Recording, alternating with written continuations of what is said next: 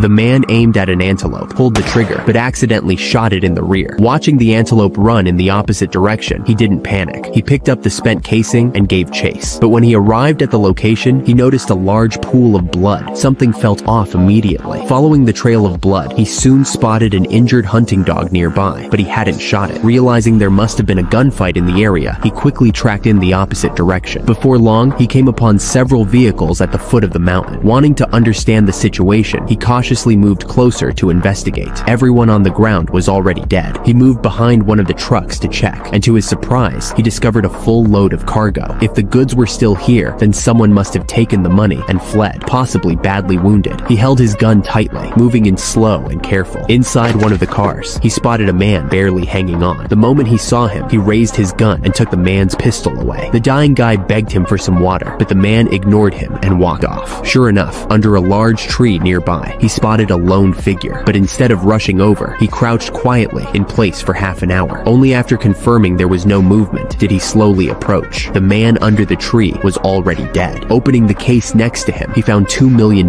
inside. He knew this money could bring serious trouble, but how could anyone walk away from cash in hand? He immediately picked up the case and left. That night, he couldn't sleep at all. To ease his conscience, he decided to bring the guy some water, but when he returned to the scene, the car window had been smashed and the man had already been shot dead. Clearly, someone had been there. He quickly hid behind a car, and within seconds, he saw a group of armed men coming down the hillside. They spotted him too and opened fire right away. The man sprinted through the darkness, but they caught up fast. A bullet slammed into his shoulder. He dove into the water, but the hunting dog jumped in right after him. He pulled out his pistol, calm as ever.